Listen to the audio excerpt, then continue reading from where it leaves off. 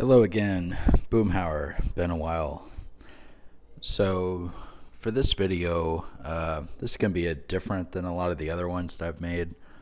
This is not so much about strategy. This is just, I don't know what you call it, maybe an honest conversation about an aspect of this game that I don't think is covered particularly well. But maybe just pulling back the curtain a little bit. About me, just personally, I'm not really afraid to tackle taboo subjects, as you might say, including stuff like mental health, which I've personally had issues with in the past. My wife, before being a stay-at-home mom, was a mental health counselor and substance abuse, and I definitely see the value in stuff like that. So, where am I going with that? The topic of this video is about spending in this game, which I think is also kind of a taboo subject. I don't know if it's just for this game or maybe mobile gaming in general. But let me give you a couple examples why I think it's something that people struggle to talk about in here. I've come across a lot of people in this game, including people that have spent a lot of money. Some of those players tell me stuff like, and not telling me specifically, but just that I've learned. Hey, I struggled with a gambling addiction before I played this game, or I struggled with drug abuse, or something else. And I can see how this game and maybe mobile games in general might play to that personality and even try to take advantage of it to get people to spend more money. People with a gambling addiction, for instance, I think a lot of the events in this game are set up similarly to how I've seen games, at casinos or whatever else that are really gambling based. So I have not seen this discussion really in a lot of places, so I don't mind being the one to talk about it. Because as I've said, I've struggled with my own issues over the years. I'm in a good place now, but many years ago I really wasn't. So I first made a video on this maybe a month or two ago. It was about 19 minutes long, and then I deleted it because I rewatched it before uploading it, and I didn't like how it turned out. So kind of making it again now, and I do plan to upload this one. But some of it I think is going to be along the lines of what I just described, just kind of having an honest conversation about this.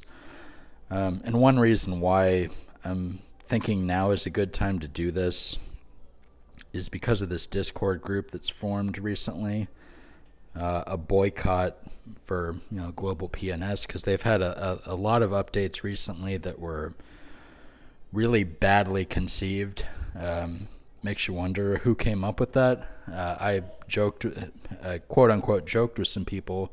It's almost like they put every terrible suggestion in a hat, for whoever designs this game, and then they took every single one of those and put it into this last update.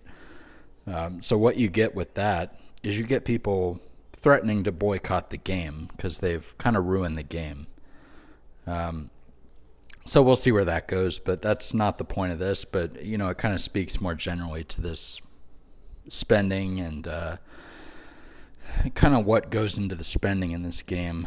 And one thing I'll say is I've played this game for over 2 years now. I've kind of seen how things have evolved. Some of this is probably the natural life cycle of a mobile game, where it costs significantly less now to get to the same point that it might have cost maybe a year ago. And I'll give you a personal example from me about that probably later in this video. In terms of me, you can see I'm headquarters 40 now. Fighter camp is on its way to 40. So T12 troops, that's a goal of many players in this game, an end goal. So something like, what does it take to get this now compared to somebody a year ago? And I can give you some numbers to back that up, kind of how that's evolved. So the first thing I want to say before I even go into this video is personal finance, and just finance in general is an interest of mine. I When I was an undergrad, I got an econ and finance minor in undergrad. I majored in chemistry, and then I went to graduate school in engineering and got a master's and PhD in engineering. But finance has always been, I would say, more of an interest of mine than engineering. And that's something you just discover in life. Sometimes you might be good at something, but it's not necessarily the thing you're most interested in. But yeah, anyway, finance has been something I would say I'm more interested in than engineering. But yeah, that's how life goes. So a little bit about me, because I think it'll help add some context to the situation. I'm in my late 30s now. If I had played this game even 10 years ago, I probably would have been free to play. I did not have my first real job until I was 27. So like I said, I got a PhD, so I was 22 when I got my bachelor's. I was 27 finishing grad school. I didn't have any money. I did not grow up in a family that had a lot of money. Went to public schools my whole, through the end of high school. And then just, had some success, from there on out. But, I didn't go to private schools. I didn't have tutors, none of that kind of stuff. My parents were not rich. By the time I was in grad school, though, I was tutoring people who were super rich. So it's kind of funny how those tides turned. But anyway, so that's the first thing I would say is just your stage of life. If you're in your 20s, like I said, I would have been free to play in my 20s. Do not feel the need to compare yourself to people who are in a different stage of life, whether that's in their 40s, whether they're retired and they might have, millions of dollars in retirement. If you're trying to compare yourself in situations that really are not comparable, I think that's part of what might lead to some of this snowball effect and the downside of spending in this game. I've had people message me. I'm not going to give names out, obviously. I talk to people in a lot of different states, not just my own state. I've been in another state before coming to 476. I've had people message me stuff like, I sure hope my wife doesn't find out about, what I've spent on this game, or, the wife chewed me out about this, or, things along those lines. You can tell that the spending in this game causes some people some hardship, which is it's upsetting to me, because a mobile game is supposed to be fun. But I also, at the same time, I don't know that the mobile game is the cause of that problem. It might just be a symptom. Maybe if somebody is having trouble controlling urges, or, whatever else. Whether it be, like I said, gambling, drug addiction, mental health, which again, mental health is something I've personally struggled with over the years. So I don't like that the business model of this game seems to take advantage of people who struggle. And that's a sincere comment from me. That's not, high horse or anything else. They have to have people get addicted to this game, basically, and get addicted to spending in order to maximize their profits. And you can see that in the way they do a lot of the spending and events and different things in this game. So what I'm not going to focus on in this game, in this video, is what I focused on in the video that I deleted, which is where I went over a bunch of stuff that I thought is pretty decent value in this game and might be good places to spend money on if you are looking to spend money. That's not what I want the subject of this to be. What I want the subject of this to be is giving you my own personal example, because obviously I can tell you about my own personal situation in this, as well as what I've heard. I've talked to some very, very high spenders from different states in this game. Met a lot of people in over 2 years of playing this. So I have a lot of information that might be interesting for you to hear. So, yeah, I guess getting back to something I alluded to earlier. So I'm HQ40 now. This situation, getting to HQ40, having T12 troops, about a year ago, people had spent over $100,000 on this game who had gotten to this point a year ago. I've spent a little over $20,000 on this game total in over 2 years, and I'm just now getting there. So some of that, I think, is just the natural progression of the game. If you are just starting now and starting to push and you get to HQ40 a year from now, maybe that'll cost you something like $10,000. It's going to be less than what I've spent. But I do think that's important to give you some context. So, do I feel great about that? No, to be totally honest with you. Does it really affect my life? No. I am, and that's part of the reason I've struggled to make this video is, I don't want it to come across the wrong way.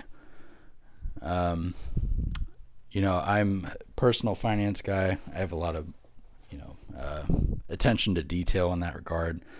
Have a budget. Everything I've spent on this game is personal fun money. It has nothing to do with mortgage or any other real expenses in the budget. So I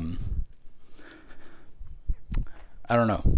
Even then, like I said, I wouldn't say like I feel great about it, because that's still a pretty decent dollar amount. Even though it's a fairly small percentage of my net worth, that's still a pretty big dollar amount.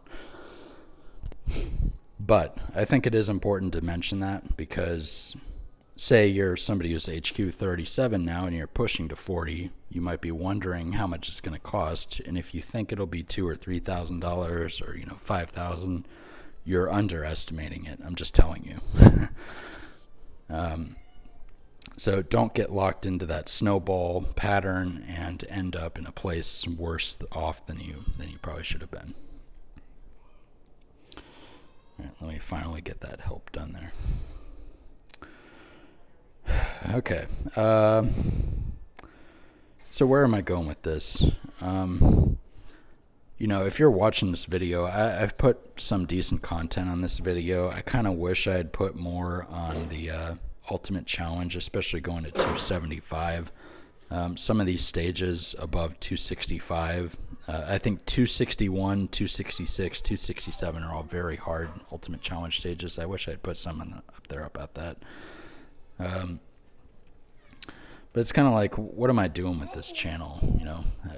I do this as a hobby. It's mostly to help people I know, so I can tell them, hey, look at this video if you want to do this or that. But, now if you're watching this, you have some kind of interest in things I've talked about over here over the years.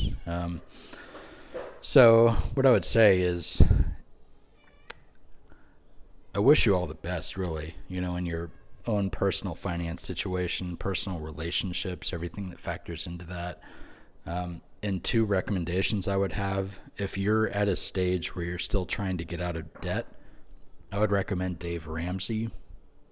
Up until about baby step 4 is fine. You just get out of debt. He has some different methods for getting out of debt and so on.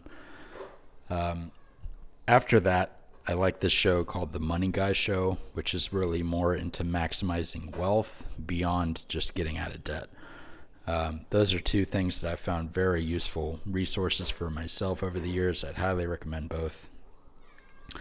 And that's just from me to you,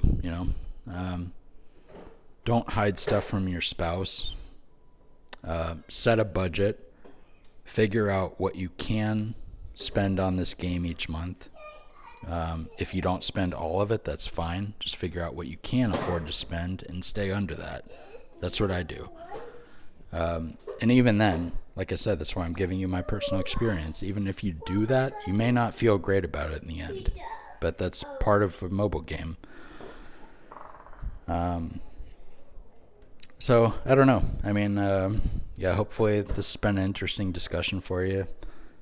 I think it's something that people are not willing to talk about, especially if they're, in a situation like mine, or even more severe, where they've spent significantly more than me, especially if they probably shouldn't be doing that compared to other financial obligations they may have.